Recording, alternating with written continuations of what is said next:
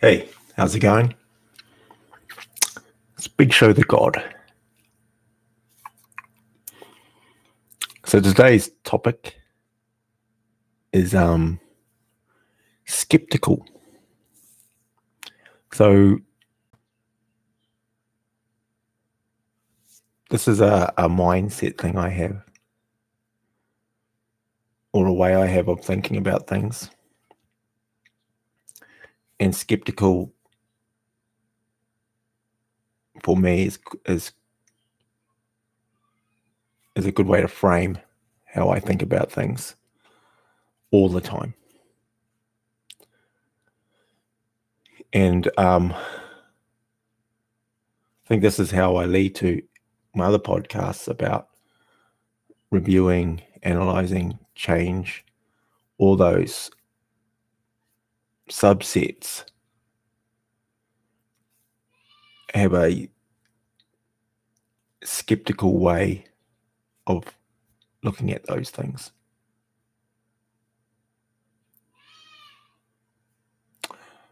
So let's just break down the word for me with skeptical, or some people say skepticism. Sweet as. Skeptical is just taking in information and then me kind of layering it and kind of listening to what's being said within the subject, and then agreeing or disagreeing with it, and then either sharing that back or not sharing it back. But agreeing or disagreeing.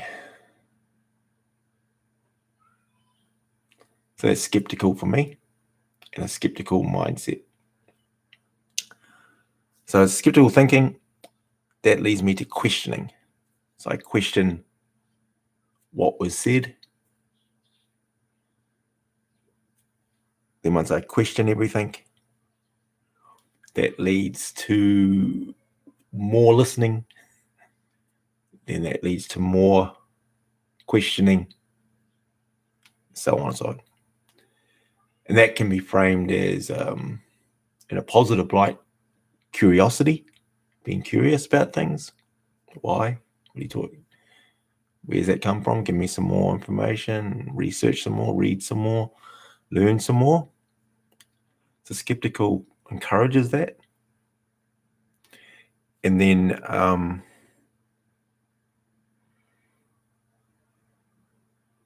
in a perfect way, it then can lead to change. Well, it just does, depending on where your result gets you to. And it evolves. It's a change and then evolving. It's kind of an evolving system, because the way I thought about it today, I get some new information or some more realization or another perspective will change what I do today. So that's what I mean by evolving.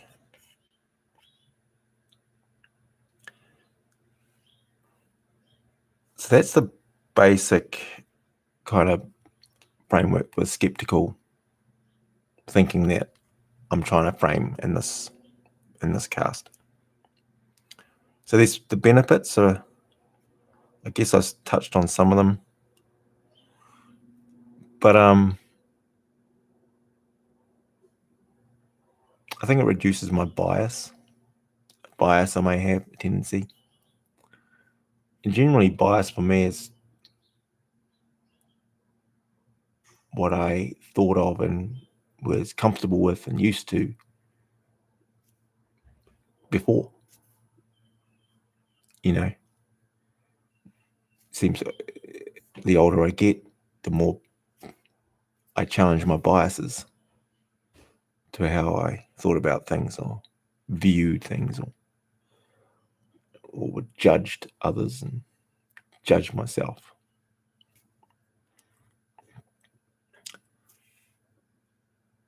And then the other benefit is skeptical thinking actually can look for opportunities.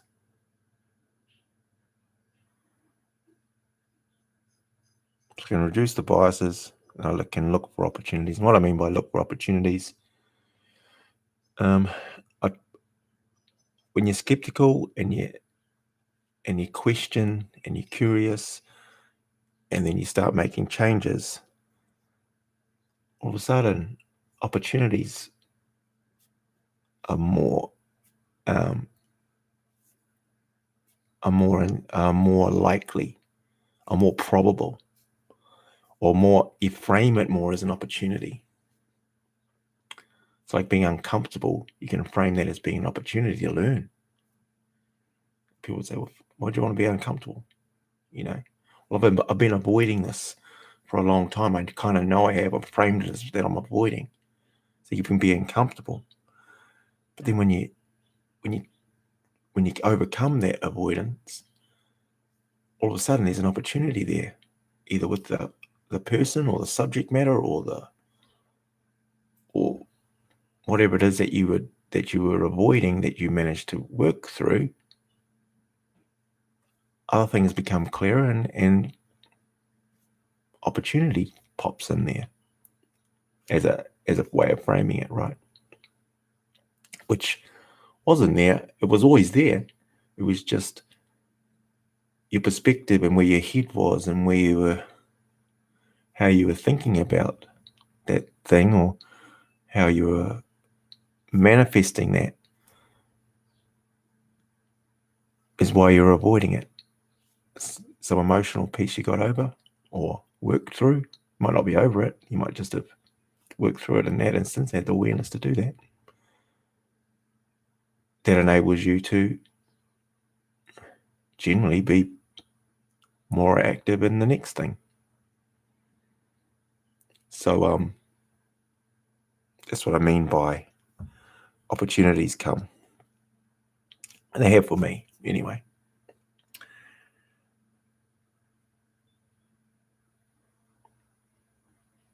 So yeah, so that's where skepticism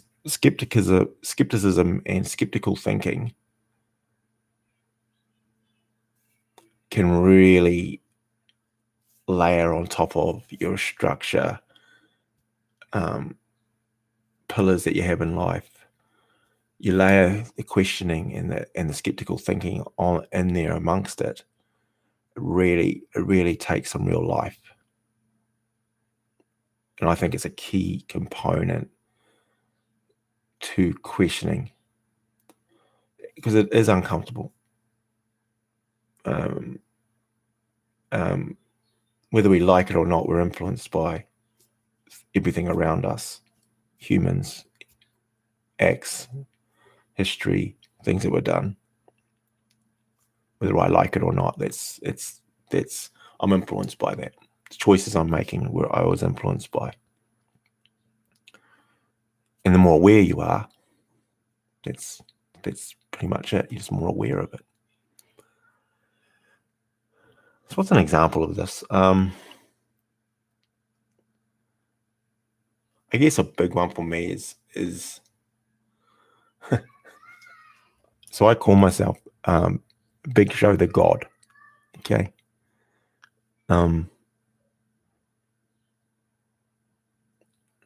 The fact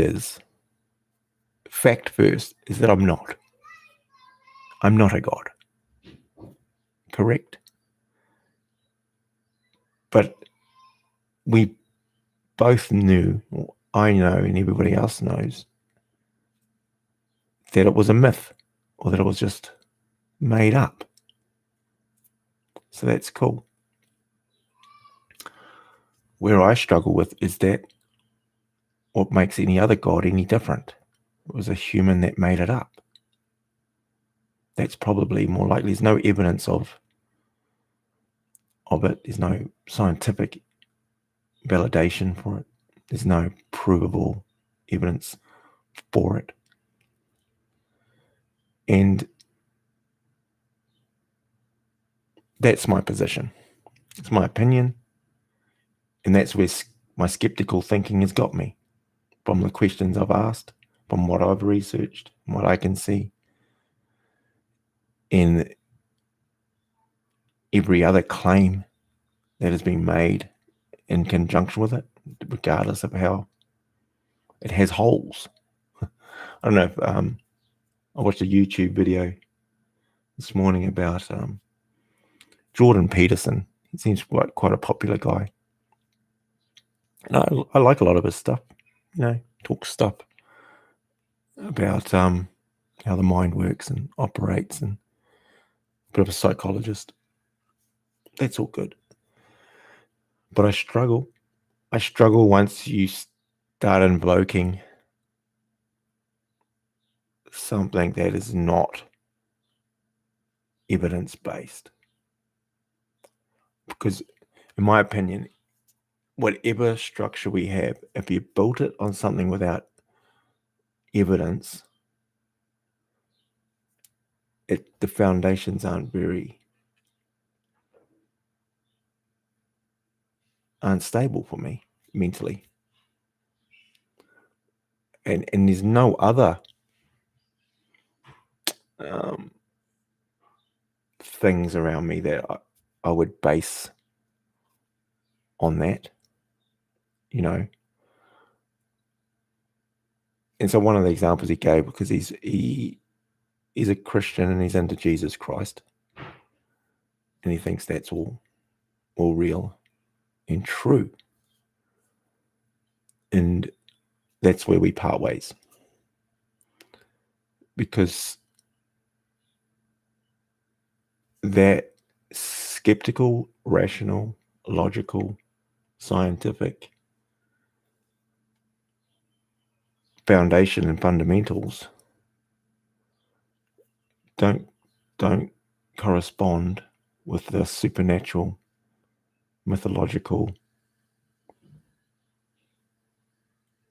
unmeasurable,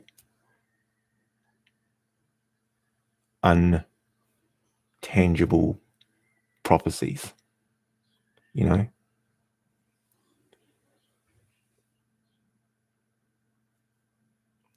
And I've had people say that, well, I'm closed-minded. Sure. I don't need to be closed-minded. I just need the evidence. Give me the evidence and we're good. So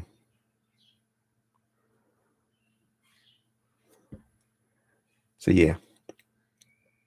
So the Jesus thing and the religious stuff and all that sort of stuff sort of falls on itself quite easily. The Bible won't take much to go, probably not true.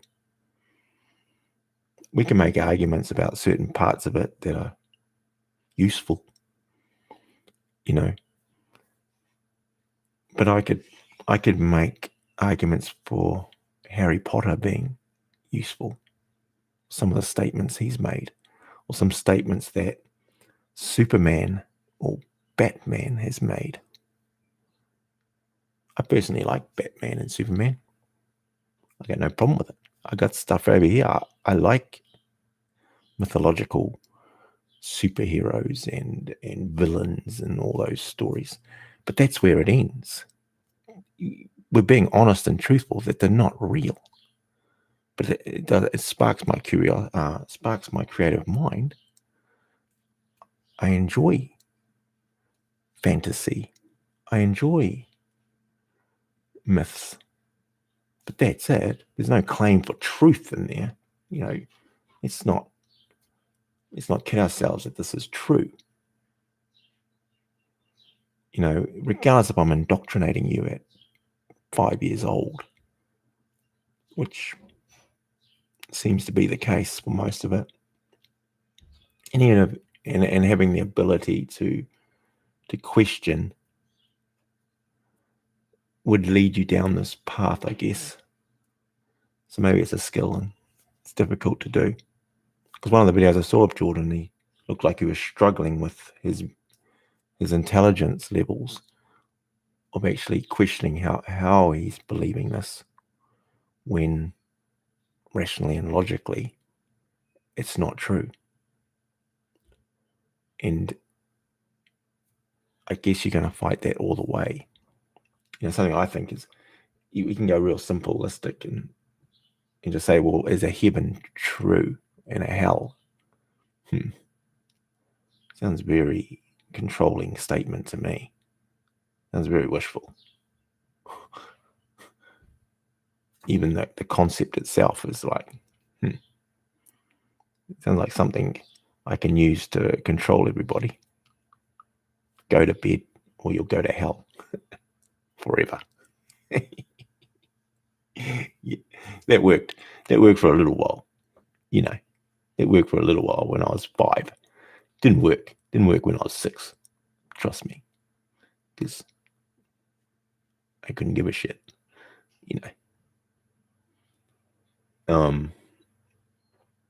Well, it just didn't make logical sense, does it? Makes no sense at all. It's amazing how offended people get by it too. I'm going to rant on here, but go off into another piece. It kind of stems from this emotional background we have with everything around us, and that want to have it forever or as long as we can. I kind of get that. Still doesn't make it true, I use this in death a lot. It seems to be a familiar theme to say, my mum is looking down on me and she'll be smiling. She's not frowning. She's not upset. Just she's smiling on me for this moment in time. All right. It's probably not true. It's more likely that the fact is she doesn't exist anymore. She's passed. She did exist in this back here. I'll give it that. But right now, you don't exist no more. Only in your mind. In your mind only. And the reason I can even say that is I don't hear people saying, my great grandmother's sister's great grandmother is looking down on me. Oh, I can feel her in the room. I can feel my great grandmother in the room. Nobody says that. Nobody has matched that there. My great grandfather's sister's brother, great is in the room. Julius Caesar, who was my great is in the room and looking down on me. Nobody says that. Is it a coincidence that we seem to only have the ones that were in our lives and played a role in our familiarity every day, that when that person dies, that's the person that's looking down on me? That's the one I can remember, and that's the one I'm going to go see when I die. And I mentioned the great grandfather who maybe killed half a dozen people or did all sorts of atrocities. Let's go atrocity-wise. Nope, that one's not there. Oh, no, sorry. That one's going into the other place. Oh, that's good then. But my mum's up there, apparently. Not down there? No, because I loved her. She didn't follow half your freaking rules. That didn't matter. No, she was blessed when she died, so cleaned it all up. We cleaned it up. People think, well, you did the same shit to the guy, the atrocity uncle of yours or great grandfather of yours that killed all these people. You blessed him as well. So he probably is an heaven. Come on, man. Come on. You got an answer for everything. And what's interesting is they say, I've got an answer for everything. Well, you've got an answer for everything. Well, you're the ones who got this undeniable factual claim. I didn't claim there was a heaven. I didn't claim there was a hell. If anything, I just said it's probably not true.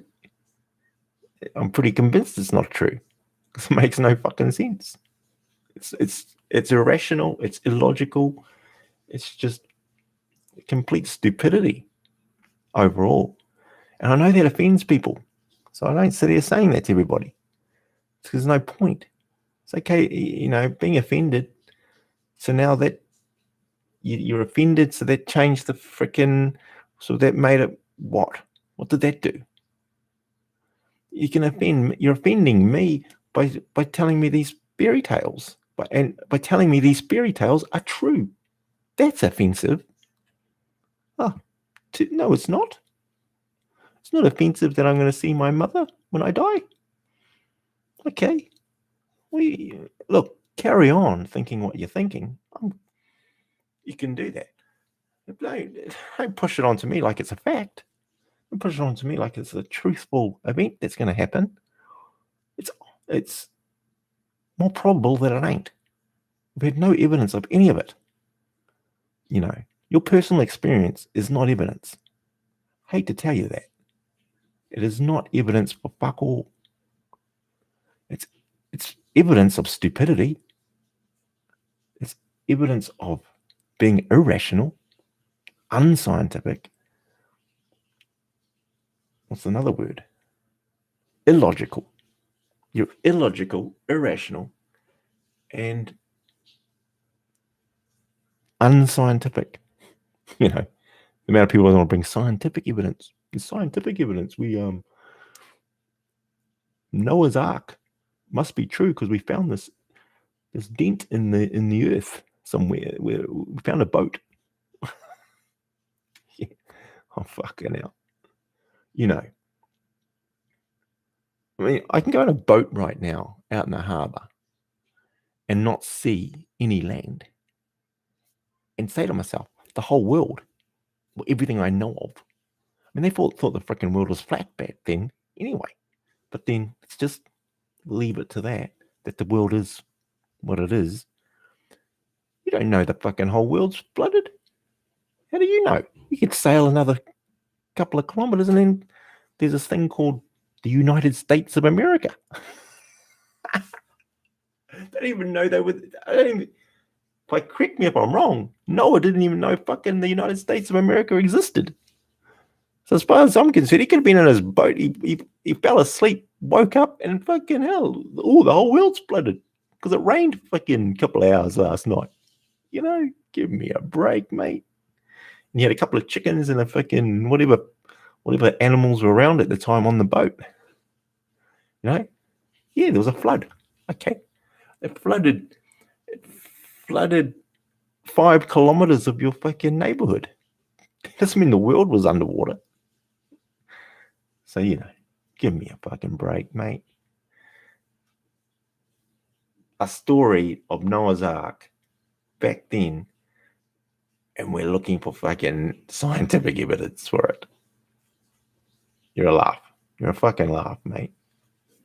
And I can go on and on. All the stuff in there. It's just absolutely ridiculous. Ridiculous stuff. And this, I guess I'm saying this sort of stuff because this is how my skeptical mind works all the time. So I'm using it in an example of my position on myths and fairy tales and fictional books in traditions that we've followed. And that's all cool. I'm not here to upset the whole community. And that's, you can believe what you want to believe. I'm into that. But we can go to some more modern day stuff. And the same ways of applying it today works out to be a bit more beneficial. So that's how I sit. And it gets tricky because I end up challenging all types of rules and traditions and things, and I look like I just don't care about the history. And that's not true. It's not that I don't care. It's just that I don't care.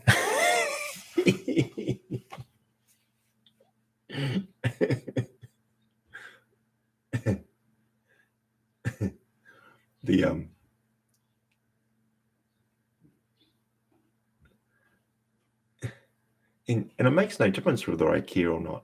I keep doing that. It's helpful to care about things. And I think it's more interesting to question everything anyway, regardless of whether I go along with it or not. I got married in a church. I tell this to everyone. You got married in church? Yeah, I did. Wasn't marriage all religious and all that sort of stuff? Yeah. But for me, it was a system that I actually don't mind. The church, right, is a fact. The reason I got married in a church rather than outside or around the thing was because the church has seats and it's built to accommodate everybody that was coming. So it made, why don't we go outside? We're in Auckland. It can be raining. I wrote my own vows and stuff. These are things that I would say. I don't need religion to say things that I want to do with this in the relationship I'm in. I don't have a problem with that. And it felt like a good gathering and entertaining and interesting to do. And it had another layer to it. My wife ends up with my last name from that system. And the state and everybody understand that, what's mine is hers and what hers is mine. Seems to be a bit more solid structure to it. But otherwise, it's just a system. Plenty of friends who are living in sin their whole lives. And that's one thing, man. I'm an atheist who does not believe in any of that garbage from Jesus Christ to anything. But I'm not living in sin. Married. So, what a load of rubbish.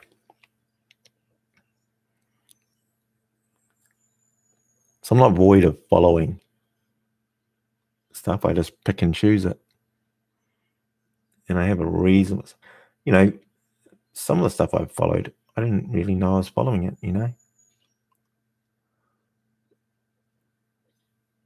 So I'm not the anti-religion. I just think that it's not true. It doesn't make me anti. It just makes me honest. I honestly think it's not true, which almost every Christian thinks every other God is not true. Doesn't think Zeus is real. They don't think Hercules or Thanos, he's a god, a Titan god. bigSHow, the God. They don't think I'm real. But the God they've subscribed to and been indoctrinated into is real. Literally, to the word real. And no. So anyway, that's how my skepticism works. And I best be going, as I got things to do.